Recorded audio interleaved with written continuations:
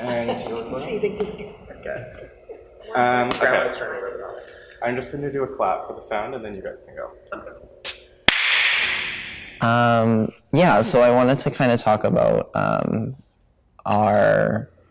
how we grew up with our viewpoint on the gay community, how that kind of started when we were growing up as kids, to how that viewpoint developed and everything. Because I know for me, growing up, it was never an issue with the two of you or anyone on mom's side of the family, really. Like, that was never an issue. Like, growing up, it more so was my issue for growing up gay was more so seeing, like, stuff in the media and then bullying at school and that kind of thing, which I think is why I was hesitant to come out, just because I knew it wasn't okay. I knew it was okay in the family, but I knew it wasn't generally an okay thing. So, and then, like, eventually, like, when I did kind of slowly come out, dipping my toe, like, I think it was actually after I got assaulted that I kind of, like, started figuring out that whole thing, because before I got gay bashed, it was not, like, I just didn't think that stuff happened anymore. Like, that wasn't a thought in my mind. But that was a constant thought in my mind. Right. Like, actually, that scenario that played out was actually a scenario I had played out in my mind multiple times. Right. And that was a fear of mine, especially when you were living in Toronto, because there would be no immediate response from family to a need if something had happened. Yeah. But that was always a fear. Yeah. That was always a fear of mine. It just wasn't something I think I thought happened at all to anyone anymore. So it wasn't something, like, when it happened, I was like surprised. I don't think I realized what it was until, like, the next day even. Like, it was just not a thing for me. So I think after that happened, and then I was like, took a long time to go out even after that. Mm-hmm. And then that's really when I started, like, dressing more effeminately and that kind of stuff. And then that's how kind of now I've gotten to where I am, where I feel like this is, like, kind of what I always wanted to do. Yeah. Like, in a physical representation, especially being more, like, feminine presenting and that kind of stuff. But yeah, I don't know. So for me, because I grew up in the 70s and 80s, like, that was primarily, but my awareness of the gay community was never at first in a positive light, because the first time I was aware that there was a gay community was through the use of a slur. Right. So I didn't even know what the slur meant, but I knew the slur had power, right? Yeah. Because the biggest insult that you could ever say to a man at that time was to call them a fag. Right.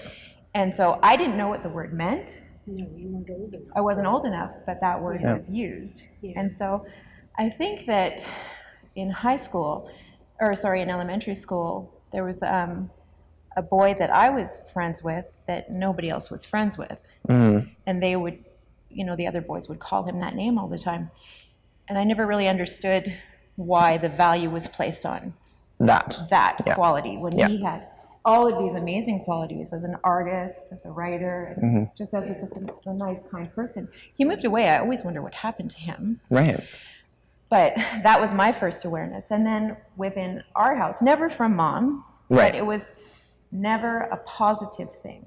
No. The LGBT community was never a positive thing.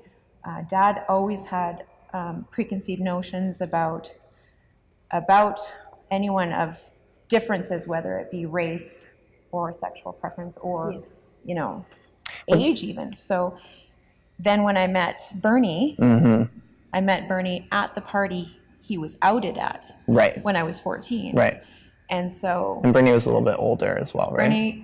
Bernie's 52 now. So he's like 4 years older. Yeah. 4 years older. Yeah, and so I didn't know him. That was the first night I met him.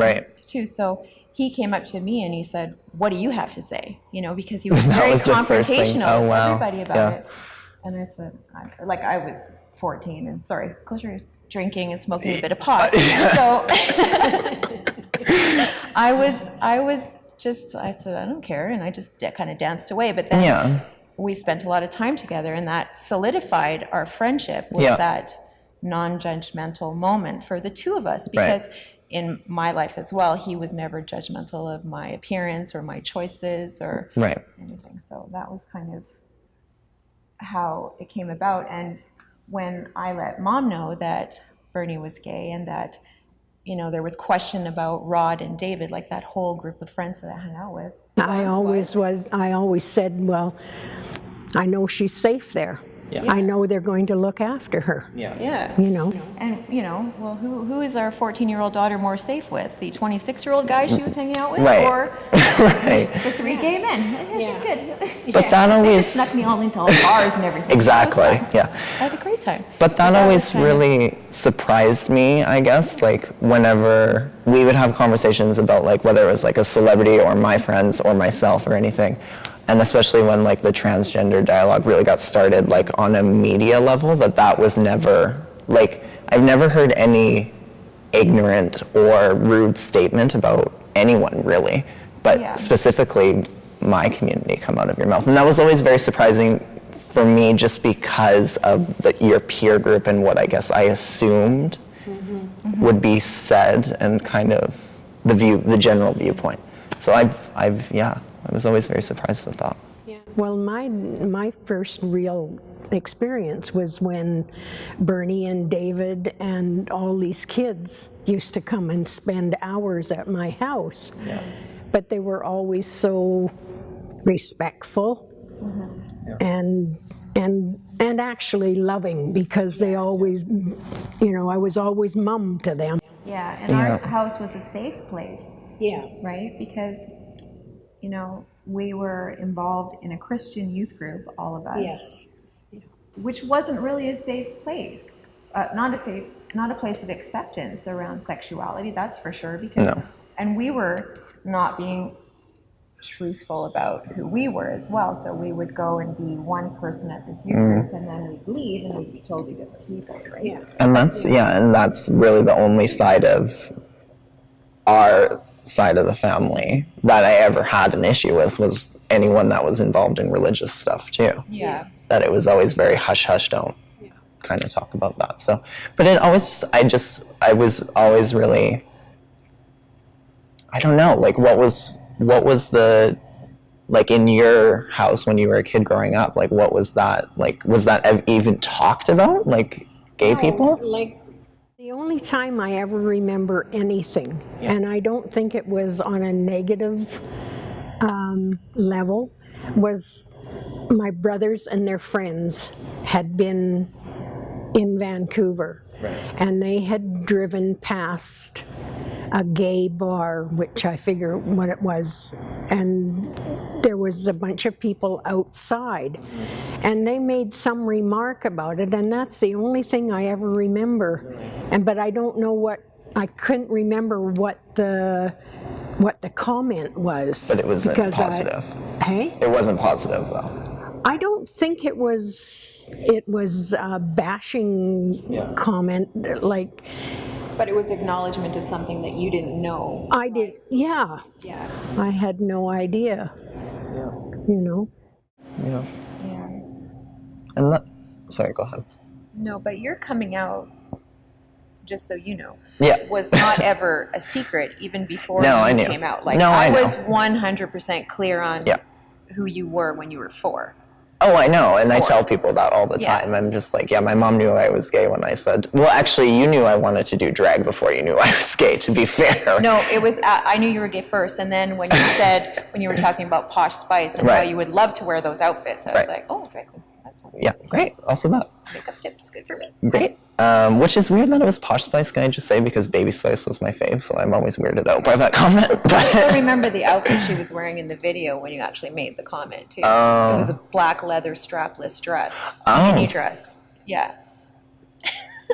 I just actually would love one of those, though. And fair enough, because you have the legs to wear that dress right now. I do. It's just, like, I knew, like, going back to it, I never knew it was going to be an issue with the two of you or Uncle Ward or Uncle Scott or like anyone in that side of the family. So it was always an exterior thing for me. Like I was just, because like how many times did I move schools because of that? And And that was always, it was never a fear of mine, your acceptance within the family. No.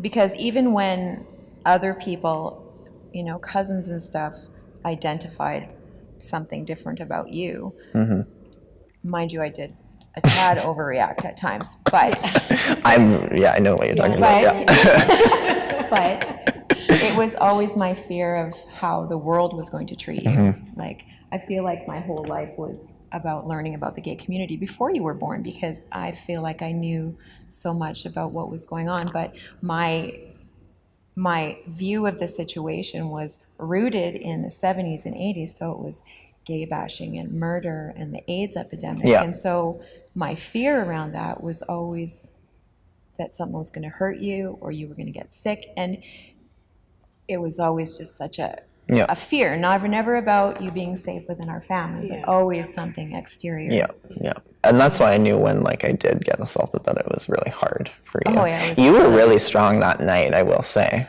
Well, But I had I kind feel of like- sent in enforcements prior to my arrival, so if it needed to go down, something would have happened. Yes, right? yeah. But you were good. Your stepdad being 5 minutes from the assault was such a fluke. Yeah. And he would have, I'm kind of, I'm happy, I'm unhappy that there wasn't a punishment for the assailant, but I'm kind of glad that Joe didn't arrive there while he was on scene, would have been because bad. then I would have had to bail him out of jail. Yeah, that would have been bad.